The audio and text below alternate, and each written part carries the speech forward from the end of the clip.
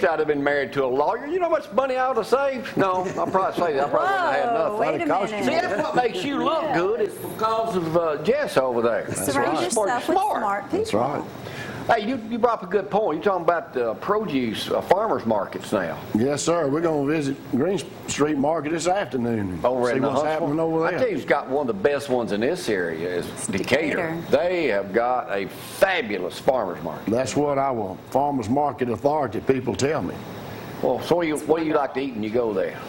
Any of the fresh grown produce, fruits and vegetables that come fresh tomatoes aren't out yet, are they? They are. At least further south. I'm not sure about why don't you bring a couple dozen up here with you? I mean, that'd been a good way to get in my good side this morning. Next trip, I'll bring you some tomatoes or peaches. What that be, about 3 or 4 years from now, next time I see you up this way? No, it'll be sooner than that. What do you do?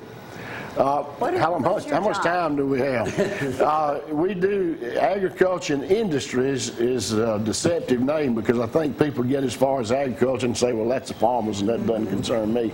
We do everything: consumer protection, food safety, pesticide and chemical registration, regulate the pesticide industry, state veterinarian with the diagnostic labs that blood sample test between 21 and 22 million broilers a week before they leave the grower to go to the processor. Okay, let me ask you, since you got on that, you opened this up, now I'm going to ask you, why are eggs tripled in price in the last week?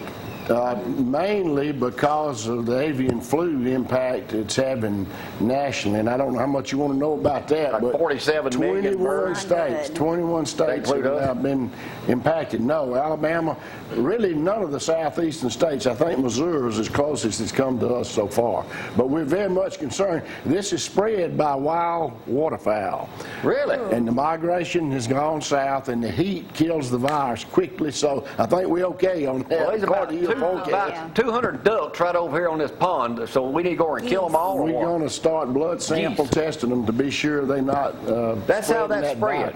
It's extremely contagious. If a bird gets it in a flock of thousands of chickens in 2 days, they'll be gone. Get out. That's why the price of eggs has gone up like $3 a dozen. And yes, it's in the layer. It's probably going to go up. Did you grow up on a farm? In Baldwin County? I sure did, in North Baldwin County. You ever milked a cow? I sure did. I bet he has. For a living or just? No, just when Mother or Daddy, when it was raining, they sent me out to do it. Oh, okay. And your mother's 103? She was 103 in May, yes. Good genes, I told him. Man. Yeah. You know that the oldest woman on earth turns 116 in 2 days, lives up north. You know what her last wish is? No, I heard. To move back to the great state of Alabama where she was born. Is that right? Well, I hope she has that opportunity. Yeah, oldest woman in the world now. All right, what else? So what are you doing up in North Alabama? Just making a round up here today. We wanted to visit for some farmers markets, visit some farmers, just kind of look around, see some old friends, like coming by to speak to you all and that sort of thing. And he wanted to play your game. I want to invite you up to something that happens in the third weekend in October. Happens every 5 years. Dickie Hobbs is one of the biggest farmers in this part of the country. They pick cotton and have several hundred people there. We've done it the last 25 years.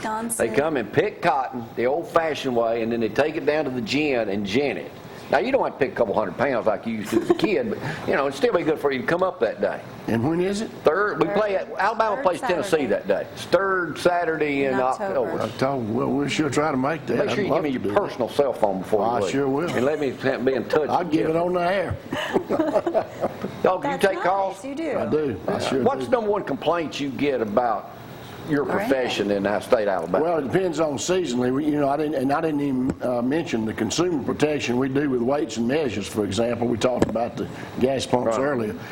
Depending on the price of gas, the gas pump complaints is. Now, is it true gas is as high as it's going to be now? It's going to start going down from here? I hope so. I'm not sure. Is it? You control it, don't you? No, I don't control that part of it. Just that you get what you pay for.